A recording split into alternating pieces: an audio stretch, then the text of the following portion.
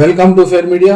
आज आपसे शेयर करेंगे कल छत्तीसगढ़ स्टेट में जो एनकाउंटर्स हुए हैं माओइस्टों के साथ, ऑपरेशन कगार और ऑपरेशन माओइस्ट के नाम से जो चल रहा है, उसमें दो अलग अलग एनकाउंटर्स में करीब 30 या 31 लोगों की माओइस्टों की मौत हो गई है।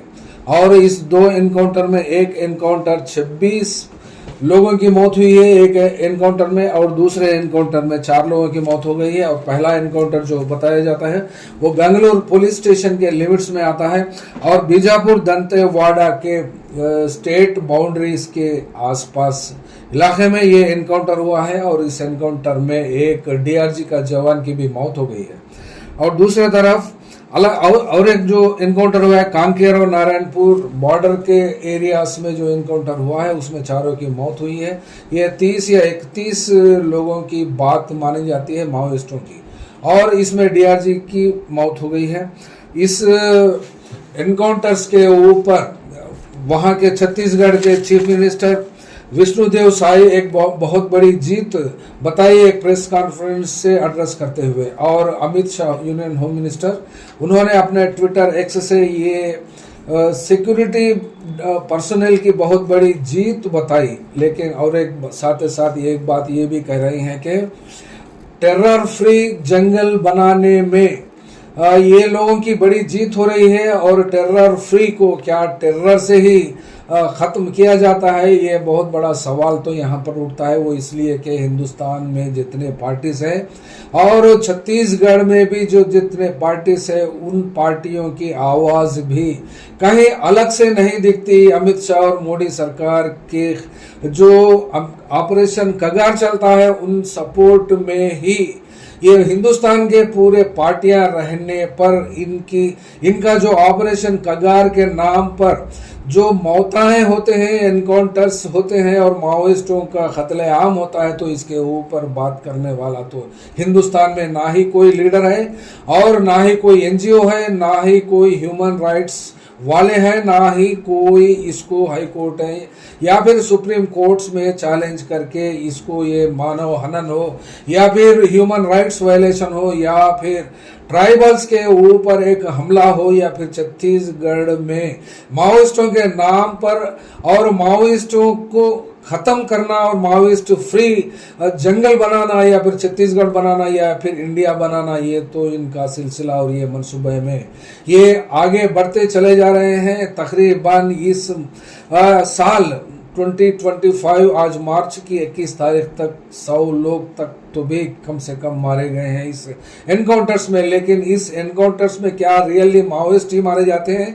या फिर ट्राइबल्स भी मारे जाते हैं, इसका बात हो या फिर इसकी बारे में बात करने वाले हो, इसके फैक्ट फाइंडिंग्स हो या फिर इसका काउंटर कोई बोलने वाले अगर होते हैं तो फिर सिर्फ माओइस्ट पार्टी के लोग ही होते हैं। वो लोग के डिवीजन कमेटी हो या फिर एरिया हो या फिर स्टेट कमेटी हो, वो लोग के बयान से ही साबित होता है। और ये लोग का एनकाउंटर फर्जी है या फिर रियल भी है या फिर क्या ये माओइस्ट ही है या फिर ट्राइबल्स है, ये कौन है, ये लोगों की आइडेंटिटी तो अब तक एस्टैब्लिश नहीं हो पाई। और ये क्या इन एनकाउंटरों में जितने लोगों की मौत हुई है, ये क्या महाराष्ट्र के ही है या फिर छत्तीसगढ़ के हैं या फिर तेलंगाना से कोई है या फिर आंध्र प्रदेश से कोई है या फिर उधर उड़ीसा से कोई है, इसका तो मामला कुछ पता नहीं चला। और जब तक ये लोग की आइडेंटिटी एस्टैब्लिश नहीं हो सकती, कुछ बयान भी नहीं दे सकते। वो इसलिए कि इन लाशों को फिर अपने अपने फैमिलीज को हैंड ओवर करना पड़ता है। और ये हैंड ओवर करने का रिवाज तो आज तक भी देखने को मिला है, चाहे छत्तीसगढ़ में हो, चाहे या फिर उड़ीसा में हो या आंध्र प्रदेश में हो या फिर तेलंगाना में हो या फिर महाराष्ट्र में हो, कौन से भी स्टेट में एनकाउंटर होते हैं तो फिर उस बॉडीज को उनके फैमिलीज को उस बॉडीज को हैंड ओवर करते हैं और उन लोग के डिटेल्स भी बताए जाते हैं, क्या वो एनकाउंटर सही था या फिर फर्जी था। और एक बात सामने भी यहाँ पर आती है कि एक डीआरजी का गार्ड की भी मौत हो गई है।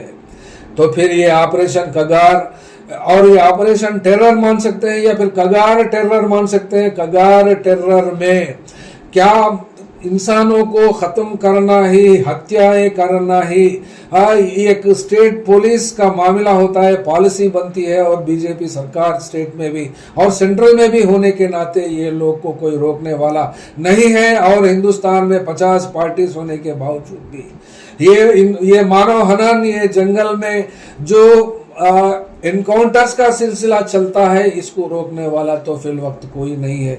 और ना ही कौन सा हाई कोर्ट, ना ही कोई सुप्रीम कोर्ट सुमोटो केस को लेकर यहाँ पर इसके बारे में बात करने वाला तो कोई देखने को ढूंढे भी तो मिलता नहीं है। क्या ये ऑपरेशन कगार रुक नहीं सकता या फिर रोकने वाले कोई हो नहीं सकते?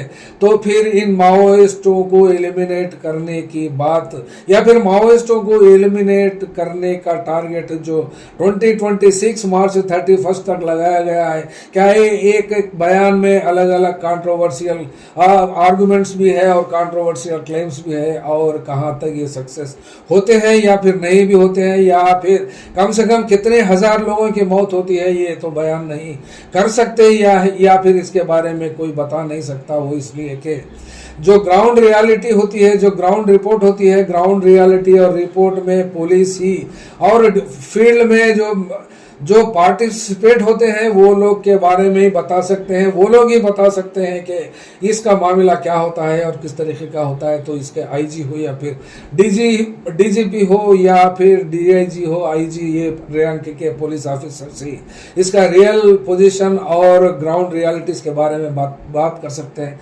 फिलहाल तो एक ही दम 2 एनकाउंटर्स में 31 की मौत हो गई है। धन्यवाद। एक जगह 18 नक्सलियों का डेड बॉडी मिला है और एक जगह 4, और इस तरह से कुल आज 22 नक्सलियों का डेड बॉडी मिला है। तो हम अपने सुरक्षा बल के जवानों के साहस को नमन करते हैं।